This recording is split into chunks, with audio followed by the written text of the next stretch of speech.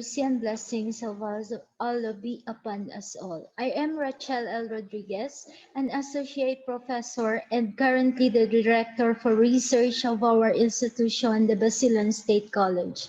As a director for research, my primordial function is to coordinate, consolidate, and operationalize the research programs, formulating plans, recommending policies, guide the planning, and establish national and international linkages.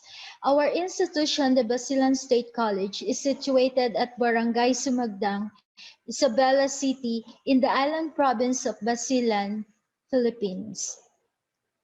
Ladies and gentlemen, I will be presenting to you my study on leadership styles of senior high school coordinators in Isabela City, Basilan, Philippines. In our country, the Philippines, three major policy reforms marked the pivotal changes that the school organizations and their leaders must cope with and adapt to the successful delivery of the mission, vision, goals, and objectives of education. First is the K-12 Educational Reform Framework, which is the flagship program of the Department of Education. Second is the centralization, which is the basis for the school-based management, or SBM. And third is the implementation of the results-based performance management system, or RPMS. Now, with the implementation of the K-12 Educational Reform Framework, DepEd Isabela City Division Basilan opened its doors to grade 10 high school completers, catering diverse students from nearby municipalities by adding 2 years in the basic education dubbed as senior high schools. To manage and operate the senior high school program, each of these schools have designated a coordinator who will manage bureaucratic and school goals, supervise instruction in the school, assign teachers to classrooms, and create opportunities for teachers to improve. However, managing the new program during the transition period is a goal beyond what one would expect of a successful delivery, since the coordinators had been appointed or designated by the respective heads without an established guidelines for hiring and selection, because DepEd has not yet established policy guidelines in hiring those who will lead in the senior high school program. This raises some questions like, what formal preparation and experience do the coordinators need for their new responsibilities? What practices have they adopted to help them grow or develop their professional practice? It is in this context that this study was conceptualized. This study aims to provide knowledge of the senior high school coordinators' leadership style and working conditions with the implementation of the three new educational policy changes for an effective senior high school. One of the problems faced by the Basilan Senior High School is the lack of a clear direction, since it is not independent of the junior high school. Specifically, the study sought to 1. Investigate the management styles practiced by the public senior high school coordinators in Isabela City, Basilan. Second, make suggestions for enhancing the management program of the senior high school coordinators in Isabela City, Basilan. The findings from this study have implications for policy and practice that would build the senior high school coordinators' capacity in solving the leader-agent problem within a newly decentralized education sector. Now, this study was actually anchored on the framework of the Organization for Economic Cooperation and Development, or OECD 2009, who constructed 5 indices of management behaviors. The 5 behavioral indices covers a significant range of principles management actions. To further summarize their behaviors, 2 management styles, namely instructional leadership and administrative leadership, were defined. Thus, the conceptual framework of this study shows that leadership styles of the senior high school in Basilan is dependent upon the three major policy reforms, and that the suggestions for enhancing the management programs of the senior high school coordinators must be considered as vital. Moving on to research methodology, the study was conducted in Isabela City, Basilan. Specifically, the questionnaire was administered in the three senior high school providers of the Department of Education, Isabela City Division, of which 39 senior high school teachers were purposely selected out of 79 from the three senior high schools under the Department of Education in Isabela City. The Organization for Economic Cooperation and Development's OECD Teaching and Learning International Survey, or TALIS, was adopted for this study. All statistical results were analyzed with mean and standard deviation. Moving on to results and findings. Table 1 shows the ratings for the Index on Management for School Goals. Specifically, it can be gleaned from the table that Statement 1 and Statement 2 had the highest weighted mean of 3.56 with a standard deviation of 0.50 and 0.59 respectively, while Statement 3 had the lowest weighted mean of 3.38. This finding portrays that the coordinators possess an excellent levels of leadership skills. Next, Table 2 provides the ratings for the Instructional Management Index. The overall mean for this table was 2.95. This portrays a descriptive rating of quite often, implying that the coordinators were good at the Instructional Management Index. The highest weighted mean of 3.0 was recorded for Statement 3 with a standard deviation of 0.83, and the lowest weighted mean of 2.92 recorded was for Statement 2 with a standard deviation of 0.83. Irrespective of the differences in the mean, they did not differ in their descriptive ration rating. As indicated earlier, quite often signifies that the coordinators had good managerial or leadership skills as it pertains to Statement 3 and 2. Table 3 shows the results of the Supervision of Instruction Index. It reveals a consistent flow of the instructional activity supervised by the coordinators. Statement 3, which is monitor students' work, had the highest mean of 3.20, and Statement 5, meet individually with teachers to discuss students' progress, had the lowest mean of 3.02. The findings was consistent with the real scenario in school, as monitoring instruction in the classroom seemed to be rare as observed in the result of the study. It was noticed that direct supervision of the instruction in the school index scored a weighted mean of above 2.50 with a numerical rating of 3, which is described as quite often. Table 4 highlights the detailed results of the Accountable Management Index. The overall mean was 2.88, showing that all statements had high response. A mean of 2.88 portrays that the coordinators quite often employed Accountable Management Index and that they have a good leadership skills in connection with this index. The results suggest that the coordinators work to improve the teaching skills of their teachers.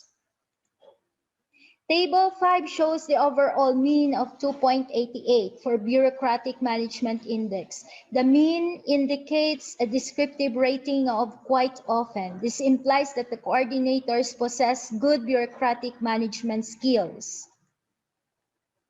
Table 6 gives the result for the two leadership styles, namely instructional leadership style and administrative leadership style. Now, the average weighted mean for instructional leadership style is equivalent to 3.19, while that of administrative leadership style is 2.92. Although they have the same descriptive rating of quite often, this still implies that the senior high school coordinators of Isabela City, Basilan, practiced instructional leadership style more than the administrative leadership style. So these are the following conclusions. 1. Senior high school coordinators were more engaged in instructional activities than administrative responsibilities. However, they did not neglect administrative responsibilities such as creating an orderly and task-oriented atmosphere in the school and ensuring the school accountable internally and to stakeholders outside the school. 2. Their overall leadership skill could be rated as good. The coordinators practice the two indices of the administrative leadership style quite often. They focus more on administrative tasks, enforcing rules and procedures, and accountability, and ensure that the professional development activities of teachers and their work were per the teaching goals of the school.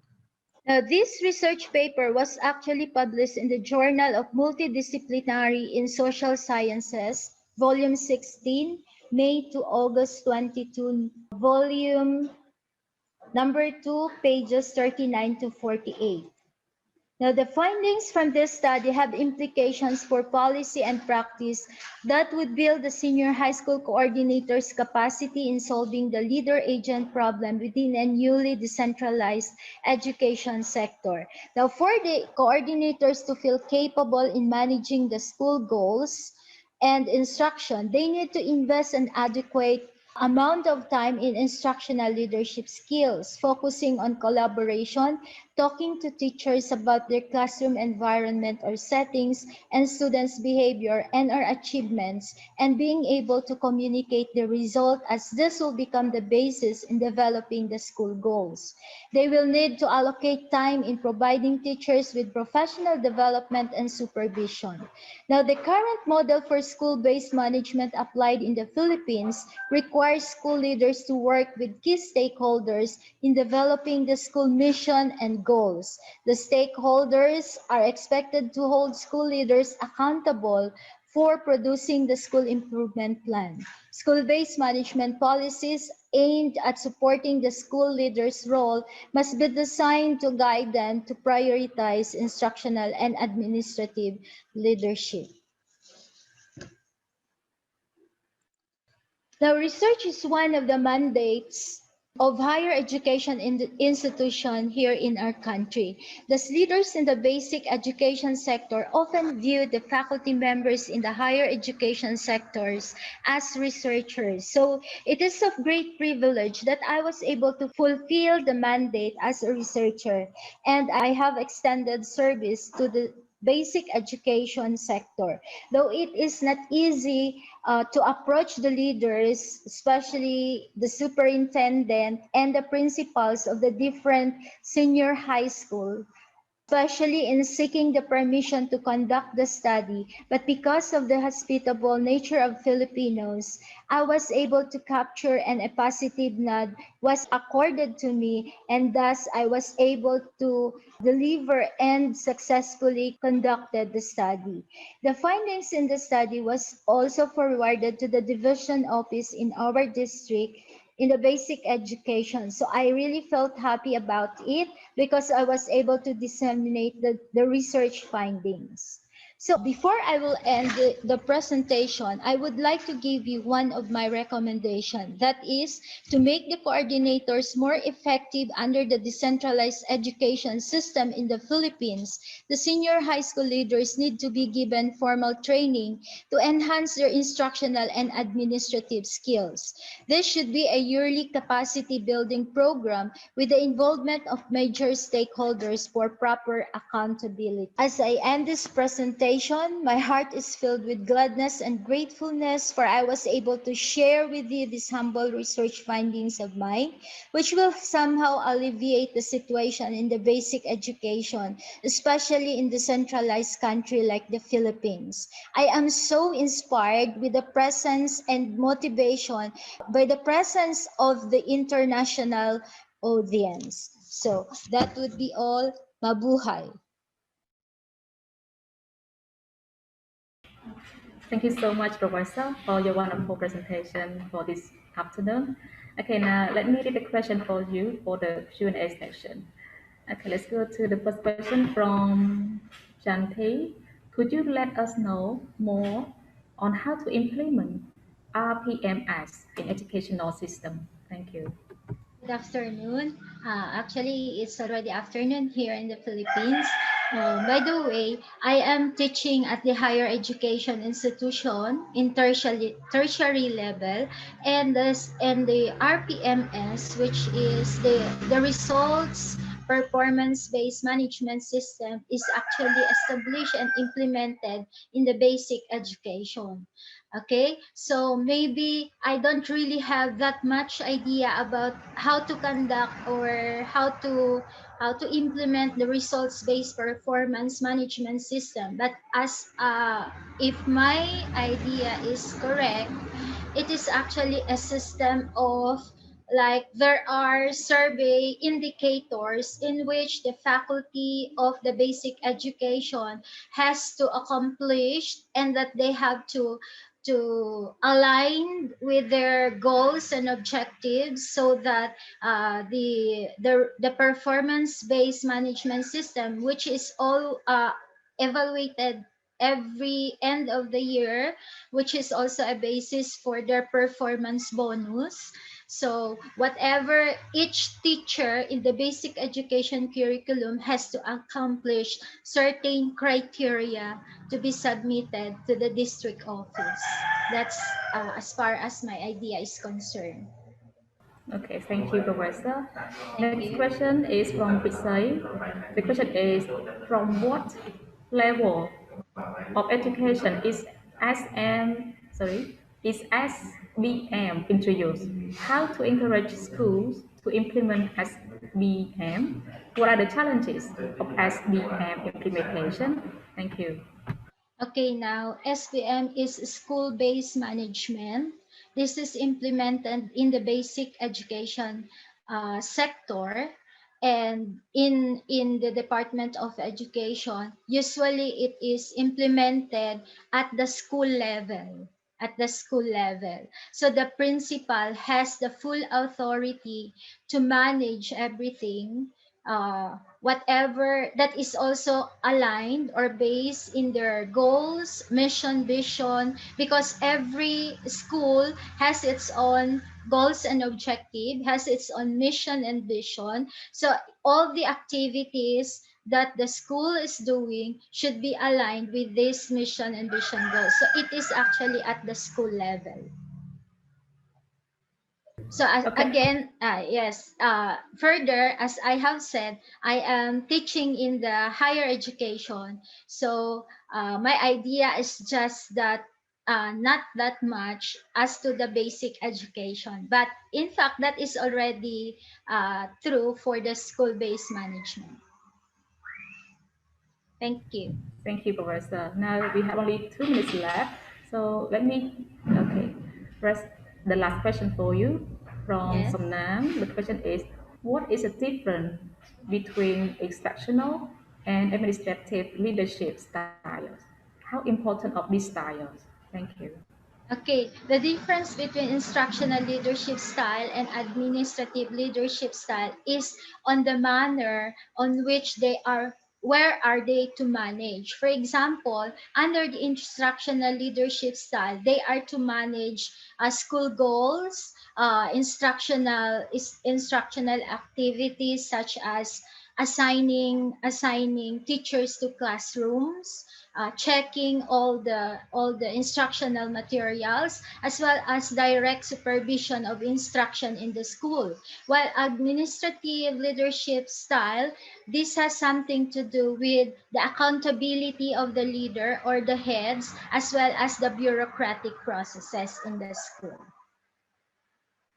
Thank you. Thank you, So Professor. Okay, you want to add more?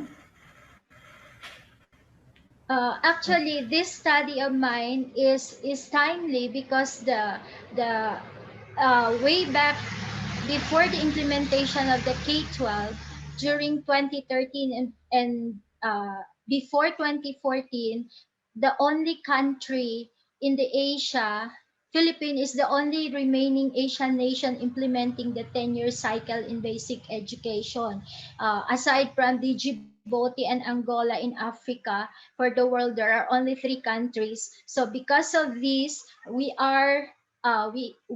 initiated the government in the Philippines has implemented the K-12, that is from kindergarten to grade 12. So that means that there is already a 13 years now. Okay, thank you, Professor, for sharing and answering our participants' question. And I think it's time, and we'd like to say thank you for joining us